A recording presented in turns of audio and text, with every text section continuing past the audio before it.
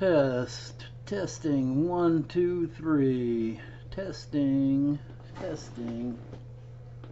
1, 2, 3.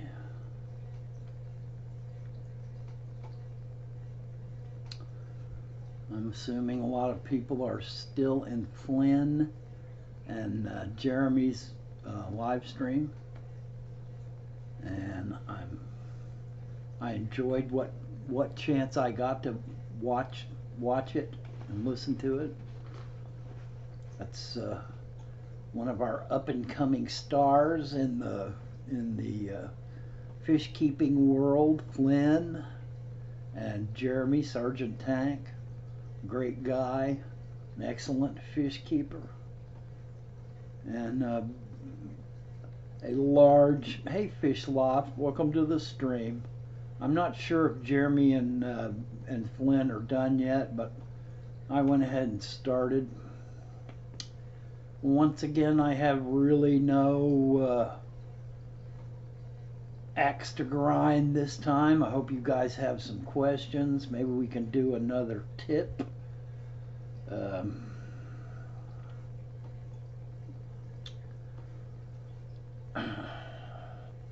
I'm assuming that their live stream will end here in a few minutes. So the floor is open.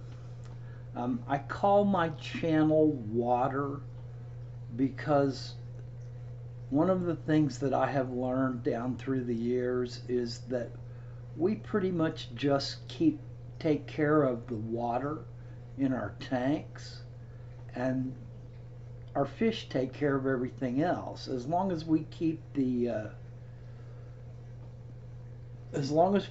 water quality and parameters and the tank clean, proper, then basically all we're doing is feeding and watching our fish, observing our fish. Fish Loft says, did you find your shoes for the trip? And I have not yet. I'm not exactly sure what kind of shoes that I'm going to get, because on the one hand, I want them to be able to be wet and then dry out pretty quickly. But on the other hand, there's a lot of brambles and a lot of rough ground that we're probably going to be covering on our trip.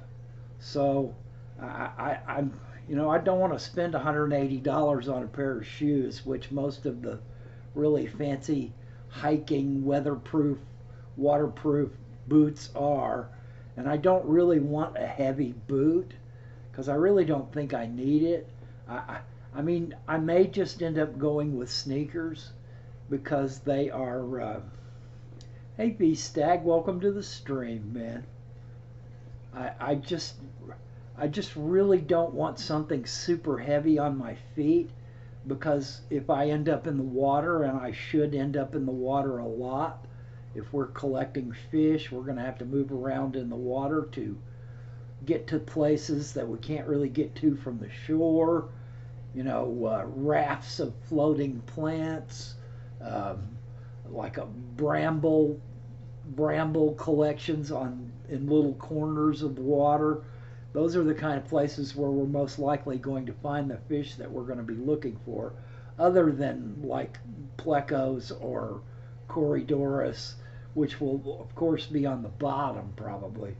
And I'm not sure exactly how we'll go about catching them, other than maybe a drag net that has weights on the end that you throw out and pull along the bottom, gathering them all up.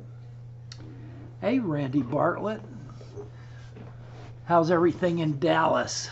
I lived in Dallas for 10 years. Well, I say Dallas, but really it was Richardson and Plano that I lived in, and I lived there for about 10 years. Dallas is a great town in a lot of ways. It's really hot. When the cottonwood trees start to snow and the ground cracks wide open, it's really hot. But I really enjoyed my time in Dallas. Of all the big cities that I've lived in my lifetime, other than maybe New Orleans, I really enjoyed my time in Dallas, Texas. Hey, Lumpy Dog, welcome to the stream. Hey, Hans Hartman from Sweden. How are things in Sweden right now? I guess it must be 9, 10 o'clock there in the evening. I'm glad that you could make the stream. I hope that I managed to convey some information that makes it worth your time to be here. I hope most of you caught Flynn and Jeremy's live stream. I thought it was really informative, and they are two people that I like very much in this hobby. So if you don't know them, I would advise you to go check out both Flynn's Fish Forum and Sergeant Tanks. Hey, Lumpy Dog, I hope you have a nice dinner, man. Bon appetit. And thanks for dropping by. Hans and some of the other people that may be new to the channel, I don't really, unless I've got a topic heading, I don't really have an axe to grind or a topic to spend a lot of time on in these live streams. So if you have questions, if you have issues that you're having in your tanks, I'd be more than happy to either try to answer them or to point you to someone else in the live stream. There are people in here that have a great deal of experience. Hey, Flynn, I loved your live stream, man. I thought that was really a real nice one. The bird squawking was great. That was pretty funny, man. But thanks for you guys doing the live stream and giving me a chance to follow you up. If anybody is new to the live stream and doesn't know Flynn's Fish Forum, go check his channel out. Flynn is one of our up-and-coming stars in the fish keeping world. And if you've been around the fish keeping hobby for a while, you begin to understand that we need to transfer both our skills and our abilities and our knowledge to the younger generation that's coming up so that when they are old, they can turn around and transfer it to the newer, younger generation coming up. Flynn, one of these days you're going to be 65 years old and talking on whatever form social media takes in the next 50 years, and believe me, that could be scary. It'll probably be a virtual reality form where you're actually in the room with a bunch of other people. But you will have young fish keepers new to the hobby that don't really know what they're doing or have issues that they can't figure out how to handle. And I hope that from us passing on to you what little we know, that you will in turn pass on to those kids what you know to keep this hobby going, because that's the only way the fish keeping hobby keeps going, is by people passing it to the younger generations and helping them out as much as they can so that many of them learn enough from people who have been doing it their whole lives to be able to become accomplished fish keepers themselves. Victor says that he doing water changes and got his old python out now that he's at 6 tanks. Yep, I know that feeling, Victor. I had to break down here about 4 or 5 months ago. You can look on my videos and see exactly when. Hans Hartman says, I'm currently raising croaking gourami fry. Any experience? Um, I would point you to Down the Wormhole and several other people that keep antibans and the one piece of information, Hans, that I do remember from seeing in a live stream was that because don't croaking gouramis also build bubble nests and lay their eggs in a bubble nest? And then they will hatch out and they will scatter themselves around the sides of the tank. But someone pointed out to me, and I found it rather astounding, that if you simply lower the water level of the tank down to, maybe 4 or 5 inches deep, or somewhere in that range, or half a tank, or whatever works out for you best, that you will give those baby gouramis a better shot at living and doing well, because they won't have to go from the bottom of the tank all the way to the top of the tank again. They will have to just go so many inches to get to the air and the bubble nest, and that aids them in being able to better use the energy that they have to grow out their organs properly and to just to thrive more. So that's the one piece of advice that I can remember that I have seen lately on a live stream that really made sense to me, that really clicked with me. I'm trying to think of who does gouramis a lot. I'm kind of coming up empty here. Anybody else have any offerings to Hans who might be doing gouramis or antibans? I know Rachel O'Leary does some antibans, but I'm not sure if she is got a lot of videos on raising gourami fry. Hey Joel, welcome to the stream, man. And hey Chef, how's Chef doing today? Glad you guys could make it to the stream. Joel, do you have any experience raising gourami fry?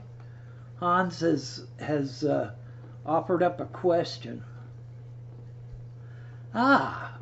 So Hans says, great advice. I'm currently running the fry tank with about 3 inches of water. Yeah, so you're ahead of me on that. Hey, Justin Shepard, welcome to the stream. Hey, Heather, welcome to the stream. Hans, I have kept gouramis in the past.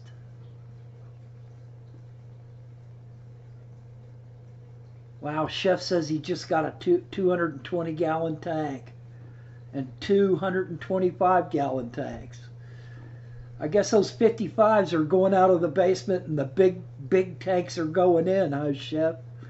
Hans, I have kept gouramis in the past, and I have bought them relatively young.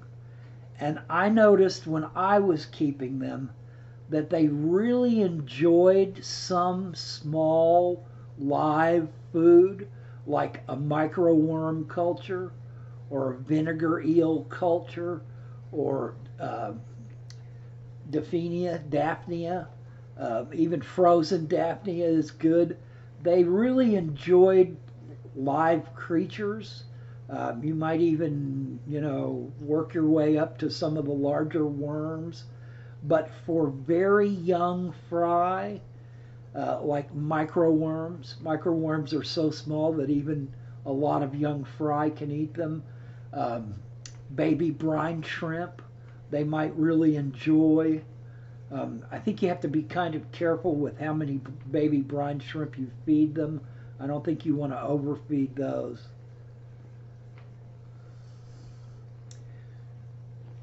Chef, your missus is going to kill you if you make it where she can't get to the washing machines.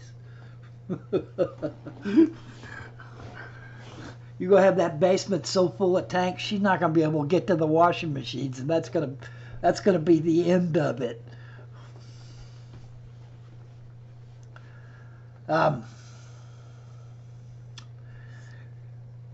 Grommies and Antabans are something that I don't have a great deal of experience with. I have kept them. I have found them, some of them, to be very nippy. Some of them are almost aggressive by nature. You know, there's a lot of fish that you really don't want to keep grommies with because they can be so aggressive. Some of them are just outright. Chef says he's got plenty of room. Okay, man. I'm just going by what I see from your camera. Maybe you need to do a walk around to show us just how big that basement is, man. Because pretty soon you're not going to be able to see half your tanks from your normal camera angle. You're going to be missing a whole half of the room. You're going to have to set up in one spot and do that spot and then move to the other spot and do that spot too.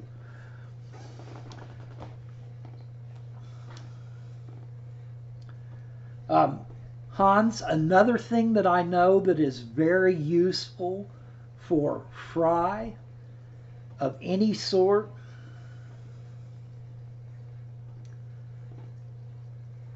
is things like, I'm not sure if you've used Repashy gel, but if you just take Repashy powder, hey Dank Tanks, welcome to the stream, man.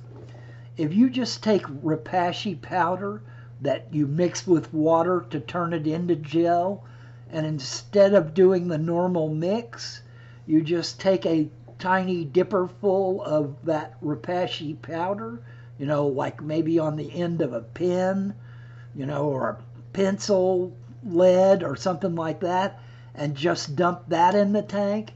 It is so small that the babies can eat it too. And it will sink naturally like most flake foods will when they get wet.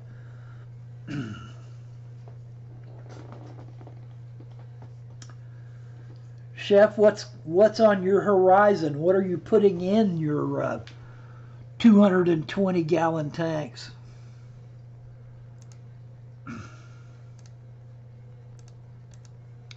Or your 220-gallon tank?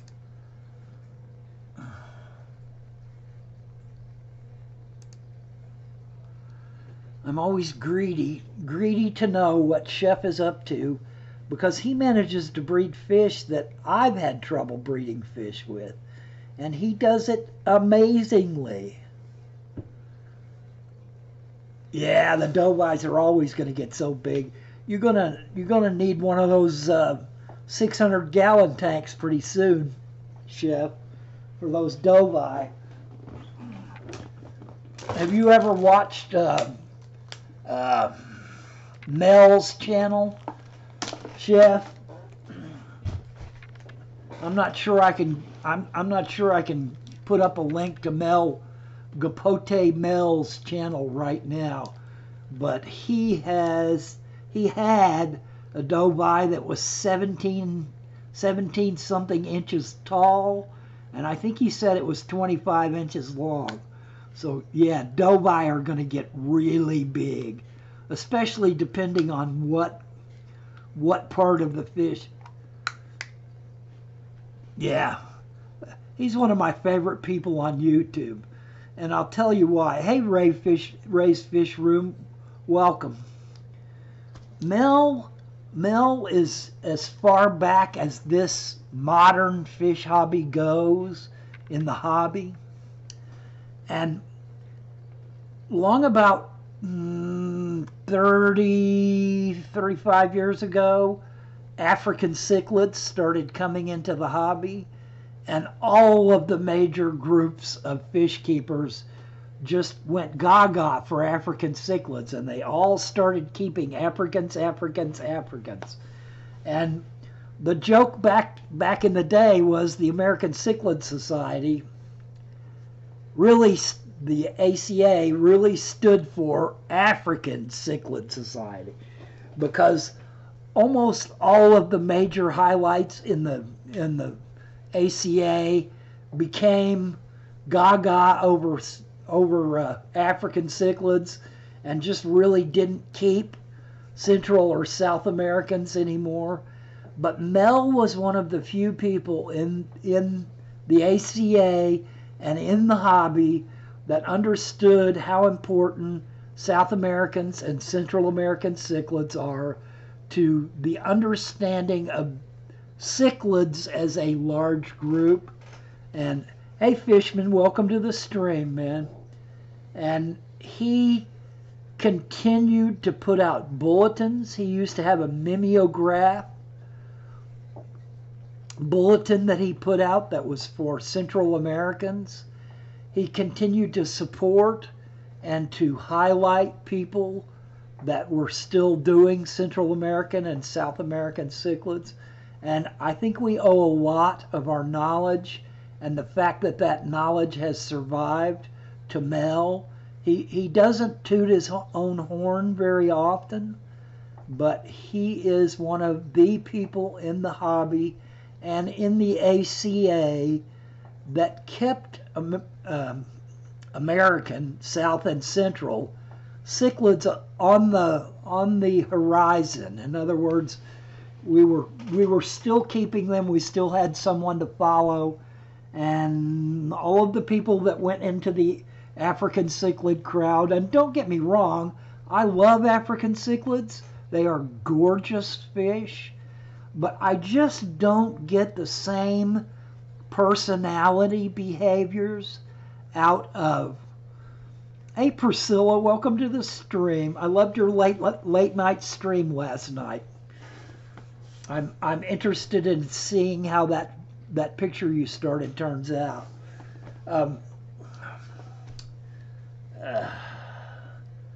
Chef says, I picked up a lot from Mel. I follow his same blueprint with water change, feeding, krill, and some fruit and filtration. Yeah. Well, Chef, you've learned a lot from me because you've been in a little closer contact with me than Mel, or at least I think. Mel is kind of secretive in some ways. He's not really interested in a lot of glamour, but he is a font of knowledge about Central and South Americans. He really is. Hey Jeremy, welcome to the stream, man. I'm just a fellow hobbyist like you are, Chef, and I have been kicking around in the hobby long enough to be able to throw you some pointers that Mel's not really, spending time trying to. You far surpassed me in your large cichlid breeding skills. Anybody that doesn't know Cooper's Cichlids channel, I highly recommend that you check him out. And that pretty much goes for everybody that's in this stream. I highly recommend that you check out their channels and learn that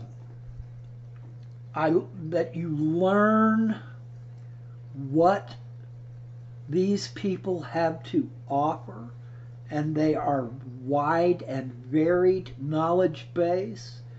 Sergeant Tank's Pets there is perhaps one of the top 5 or 6 fish keepers that I see regularly on YouTube, and you guys need to learn a lot from Jeremy. You guys need to learn a lot from Chef Cooper. Randy is asking me about my background. Background video is some older video of my shrimp tank. And this is when I first got my Tachyna 100 millimeter macro lens, and so I apologize for the focus because those macro lenses have a very small focus field. The depth of focus is very, very small. Priscilla, she is not feeling too well today. She's been having a lot of health issues, and this cold weather off and on has really given her a lot of muscle cramp issues where, you know, the weather will warm up and she eases up a little bit, then it snaps off cold again, and she is taking a nap right now. So she's been out running around helping church people this morning, and she came in sore again. Yeah, she's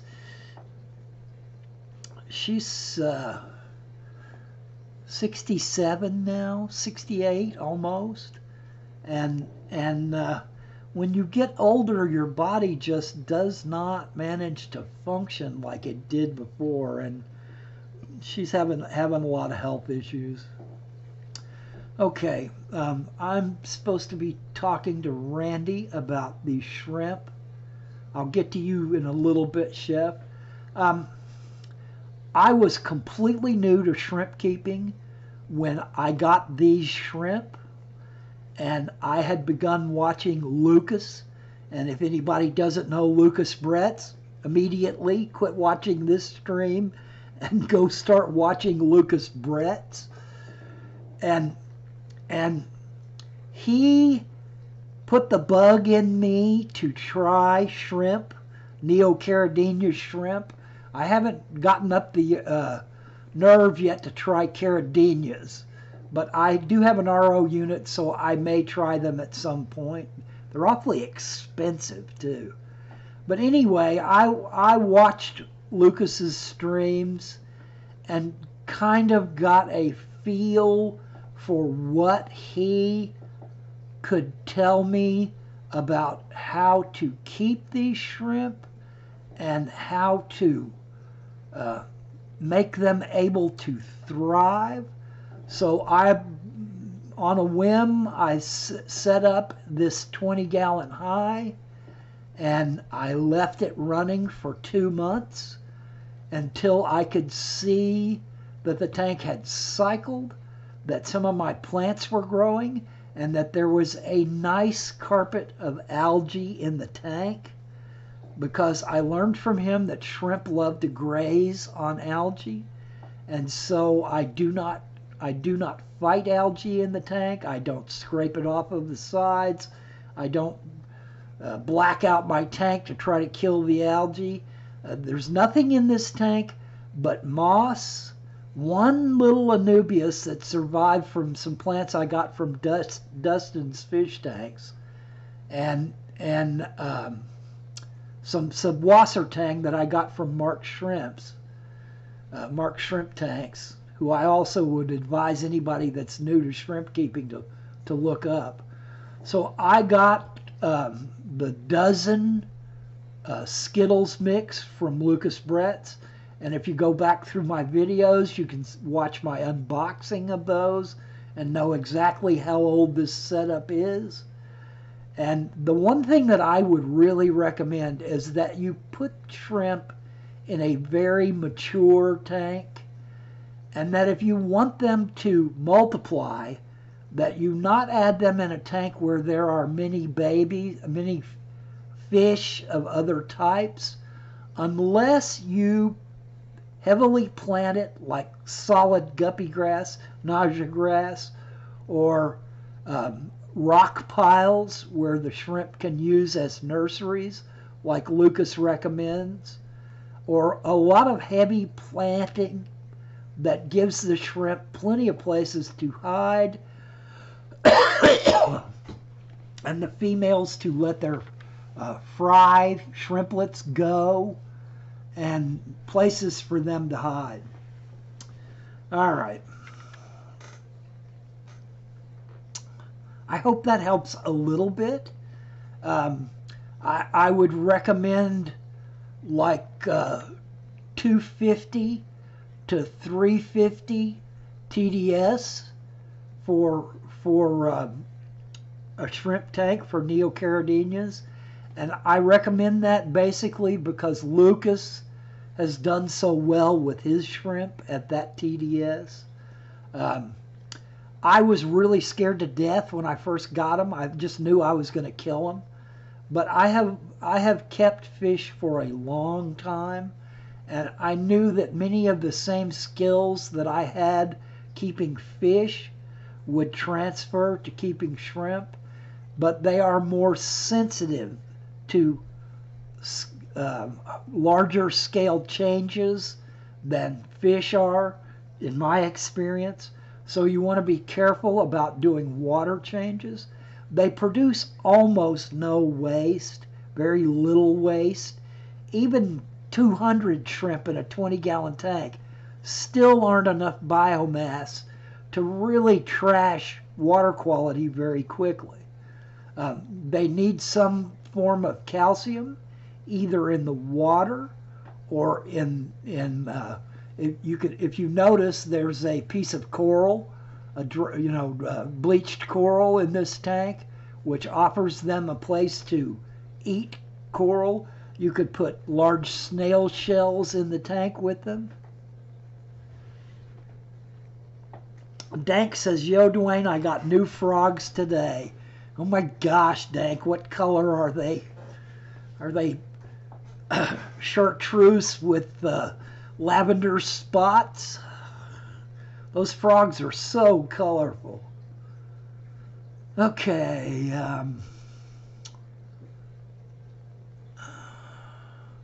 Chef says, "Dwayne, we need to stay open-minded too.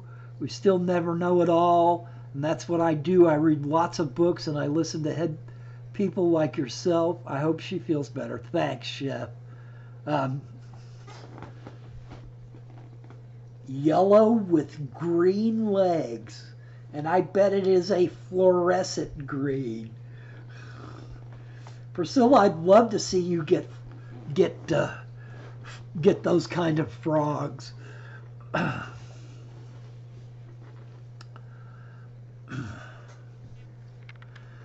Victor's still water changing. Priscilla, I really enjoyed looking at your surprise artwork that you sprung on Lucas last night. That was really cool.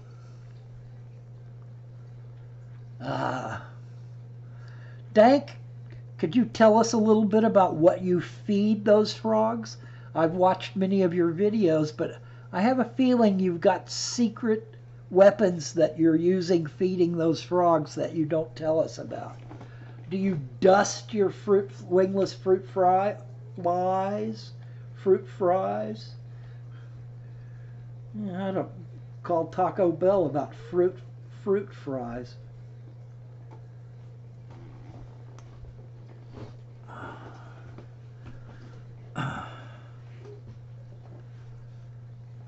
Yeah, I know, the winglet, Repashy calcium vitamin powder. Aha!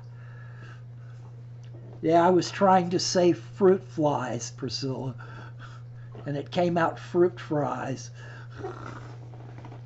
Repashy vitamin A once a month. Yeah. Will they eat anything besides fruit flies?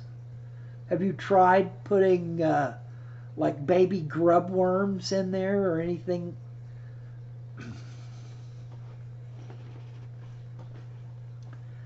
Frogs are still a step too far for me. I'm not. Pinhead crickets. Ah. I guess I never even knew there was such a thing as pinhead crickets. Are they just baby crickets?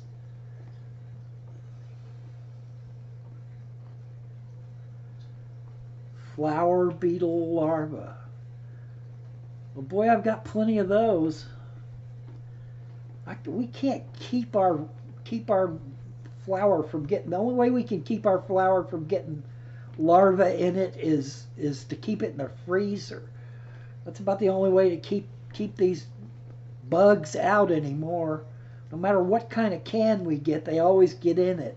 You buy a box of biscuit powder and stick it someplace, and they get in it anyway. They drill little holes. All right, guys, we're halfway through the hour. I guess I could try to do a tip. Maybe that'll give us something to talk about.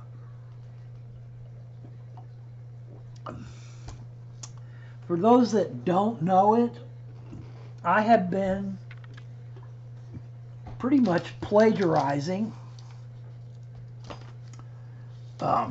tips from a book that I got not too long ago. And the book is 500 Ways to be a Better Freshwater Fish Keeper. And when I bought the book, I just was really surprised at how many wonderful little tips it has in it. And so I've been basically just opening the book, picking a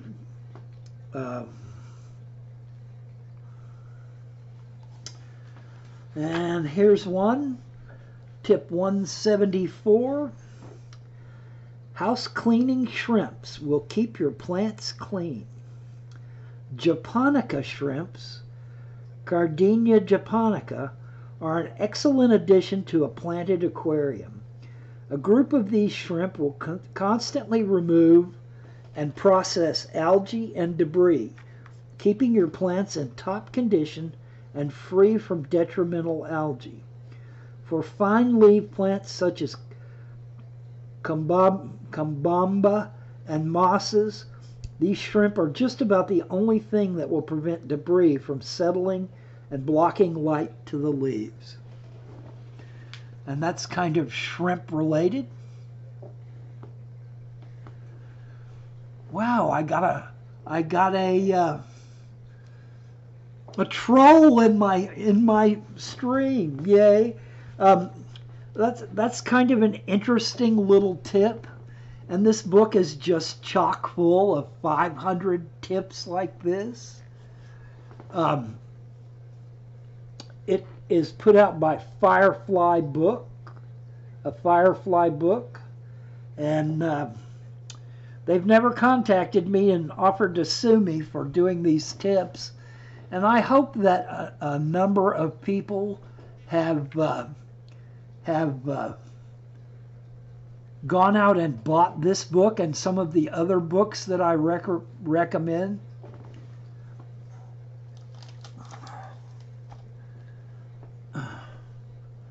Hey, Pingu. Pingy-roo. Welcome to the stream, buddy. And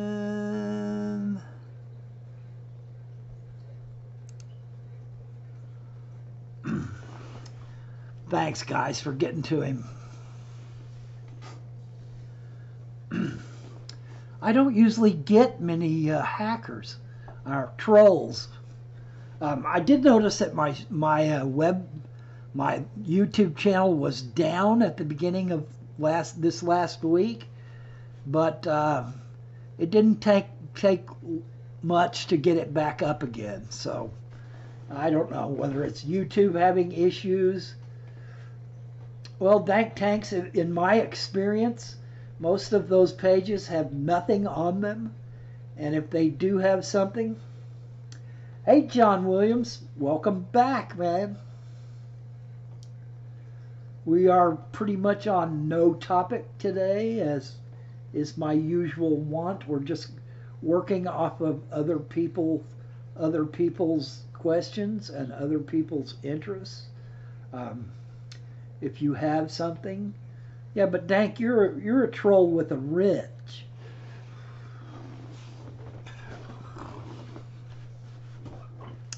There's a difference between just a regular troll and a troll with the wrench, because nobody can ban the troll with the wrench except the channel user.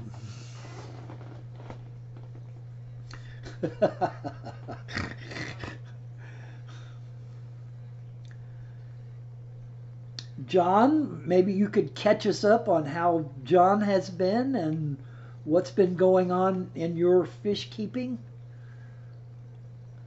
Because I do remember you, but I got to admit it's been quite a while since I've seen you. I think I saw you in one of Bob's streams not too long ago.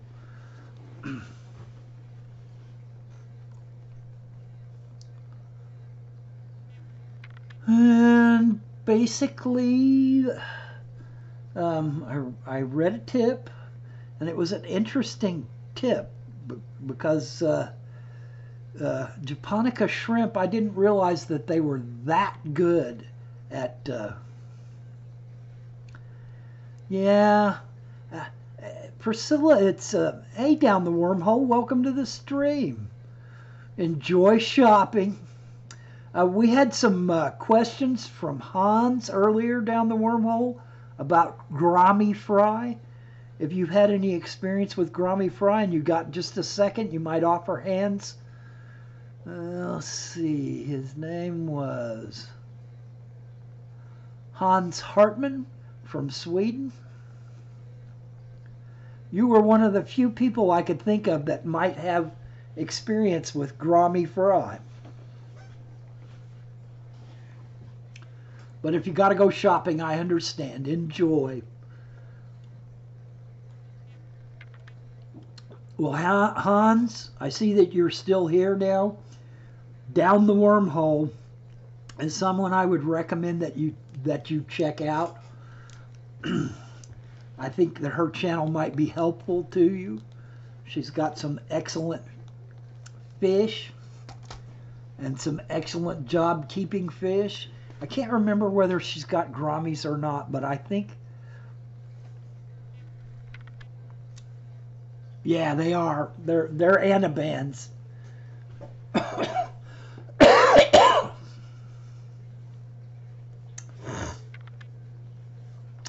Troll with a badge, maybe.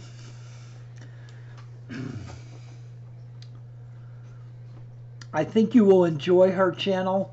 And we have several other people that do a lot of betas, and some of them simply beta. You should check Jeanne out. She's an expert. She's a beta judge for judging beta contests across the country. Thanks, down the wormhole, and you have fun shopping. Thanks for dropping by. Let's see, who else is there that's... a lot of the people that are coming to mind, Hans, are beta keepers. And that's just because antabans... Gouramis are a lot different than most antabans because they are larger and sometimes more aggressive, and they seem eminently more inquisitive. Gouramis have a lot of personality. I mean, I'm sure you could get a gourami that doesn't have that much personality, but gouramis seem very much interactive with their world and with what's outside their tank as well. They are constantly on the watch, looking at everything, overseeing everything, herding everything if they want to, and on and on and on with the behavioral stuff on gouramis.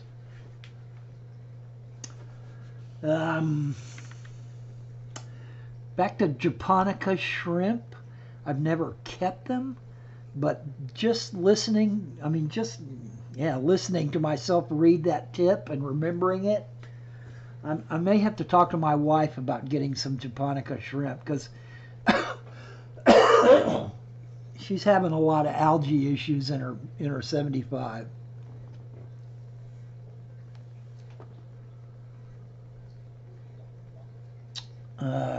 John says he's been okay, that his fancy goldfish are pigs as always, and that they love the new Rapashi Gold, developed by Ken at Dandy Orandes. Ah, so it's kind of like, um, oh gosh, what's his name from Swiss Tropicals that developed Fruit Loops, the Pleco brand. Yeah, Amanos are pretty big. Is that what Amanos are? Japonicas? Because I know that Rob at Flip Aquatics has a lot of Amanos. We may have to order some Amanos for that tank because those shrimp are big enough. Those shrimp are big enough and large enough to actually withstand the attack of most fish. It's mostly rainbows in that tank, so yeah, we'll have to try to get some of the Amano shrimp for her. She'll like that they're big enough for her to see. And Amanos can't the eggs can't hatch. Tank says his Amanos steal food from his German blue rams. Rams are kind of skittish. They're for all their aggressiveness and their bullying. Rams are kind of dainty and tender and timid at times. Yeah, that's right. They will live way longer than cherries. Well, see, we bought 10 jade greens from Rob at Flip Aquatics to keep in that tank because my wife loves the color green. And when I dumped all those rainbows that I got from Jim into that tank, must have been 20 full-grown rainbows all at once into that 75-gallon tank. The shrimp didn't last very long after that. Rainbows are not exactly Neocaridina shrimp friendly. I was just hoping that they would mostly kill the babies because the tank's got a lot of rock piles in it, but they bullied and chased and killed the big shrimp too. That was a pretty dang expensive snack. 10 bucks a pop on those.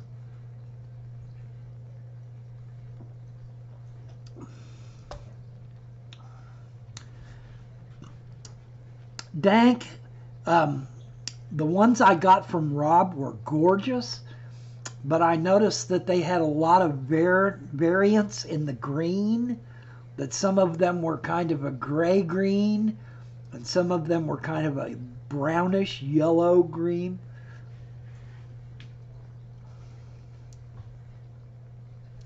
Ah, yeah, Fruit Loops is, why can't I think of his name? I talked to that man for about 2.5 hours at, hey Michael Ted, welcome to the stream. I talked to him at the Ohio Cichlid Extravaganza for a long time. And I bought up several jars of Fruit Loops. And he had some other, I think it was bottom scratchers that I got from him too. Yeah, Lucas might be able to get them straight, but he said that he's had so much trouble with them in the past that he's not really ready to deal with them anymore, that they never breed true. They always throw something else and something else. If anybody could get them, Lucas probably could, but I think green is a terrifically hard color to hold in shrimp, Neocaridina shrimp. I'm not sure exactly why, but it's like blues and botany. Blues are really hard to come by in a lot of different kinds of plants.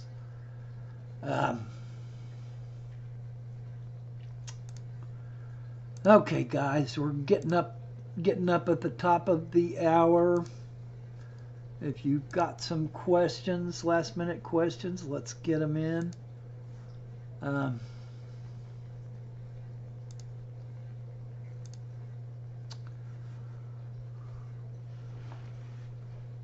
Michael says,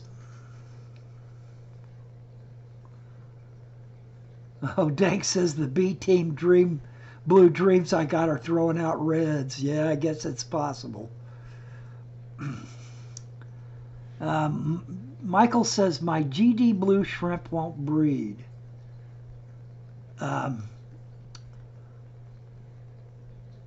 Water is plenty hard enough, feeding Hikari shrimp cuisine, bug bites, and brine shrimp. Fully planted, plenty of hides, 7.5 pH to 76 degrees.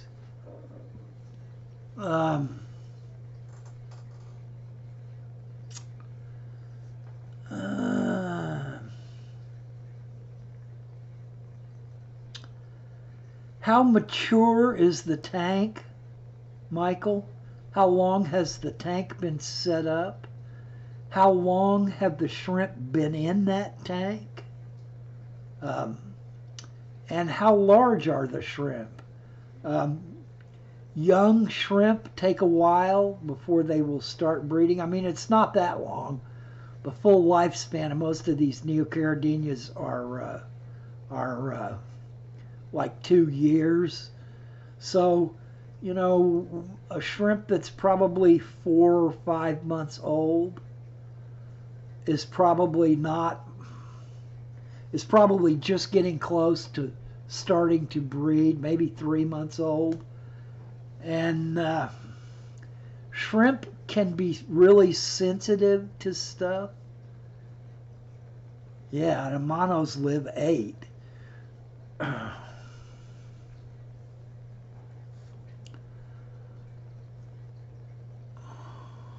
So Amanos, it's going to take a lot longer. But Amanos tank about 1.5 years. Shrimp have only been in there for about 4 months. Well, I'm going to recommend something that you might not expect, Michael. Mix up some Soylent Green Repashy and drop a couple of cubes, you know, like 1/2 inch by 1/2 inch cubes in the tank and see how they do with it. Now, if you've only got like 15 or 20 shrimp, then just drop 1 cube in there. But I found that when I feed Soylent Green regularly to my neocaridinias, they breed like crazy. Chef Cooper says he doesn't touch his shrimp tank and he has over 200. Yeah, it's hard to say, Michael, what exactly the reason is. It could be a water parameter. It could be, I mean, everything that you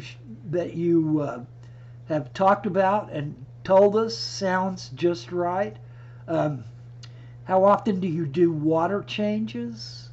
There's a lot of things that can go into shrimp having problems. And once they get accustomed,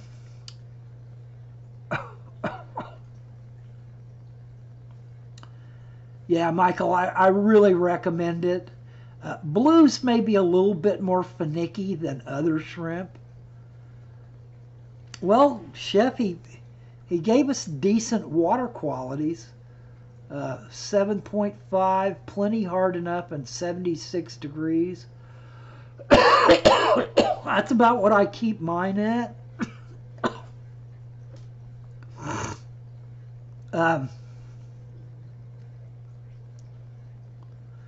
Weekly changes in a 29-gallon, no deaths, plenty of molts. Check my vids to see the setup and make a suggestion. All right, I will, Michael. Sometimes it's just a matter of waiting.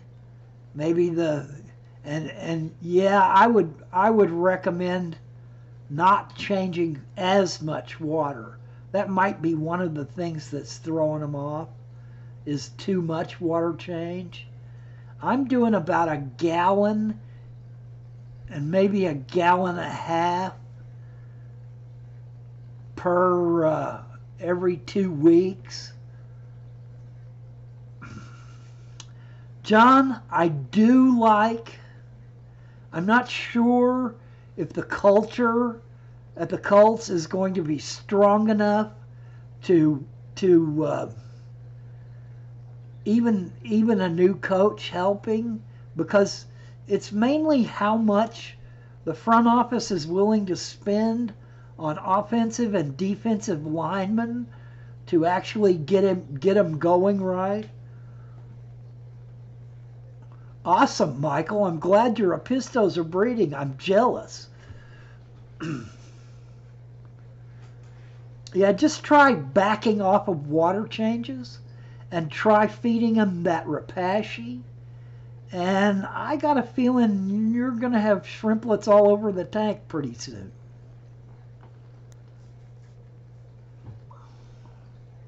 Yeah, Danks is right.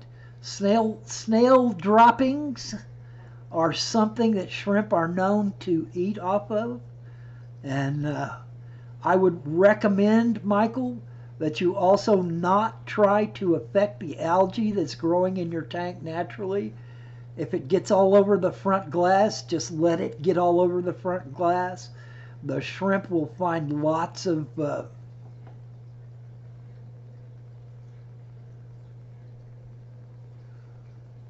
Johanny orange or Kingdom green bristlenoses.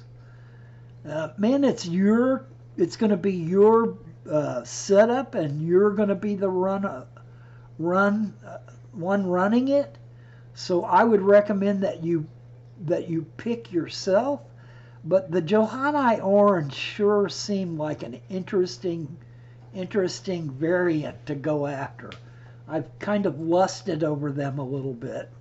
I haven't bought them yet because I don't really have a tank set up for just pleco breeding, bristlenose breeding. All right, guys, we're winding down. I would really like to offer my appreciation for all of you for being willing to spend some of your valuable Saturday time with me. I hope in some small way that I've passed on information that is helpful to you if you've needed it. And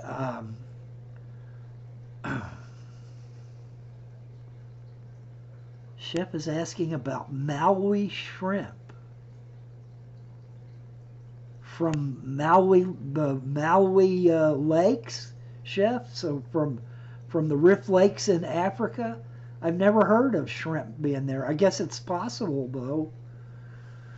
Hans, I hope I've helped you a little bit, or at least pointed you in a direction that would make you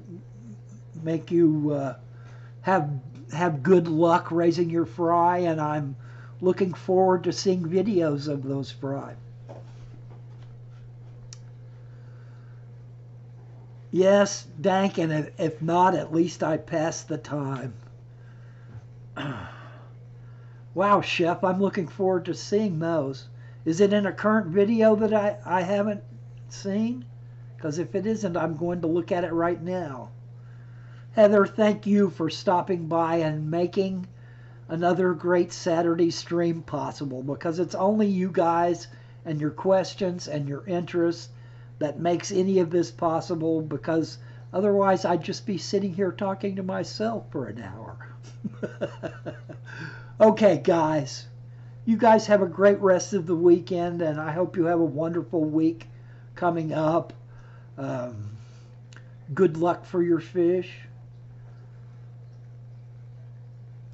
Cooper went to an auction and got Maui shrimp. Man. Michael, I will be checking out your stream and seeing if I can offer any other information on your setup, man. Thank you so much, everybody. Have a wonderful week. Chef, I'm always going to take it easy.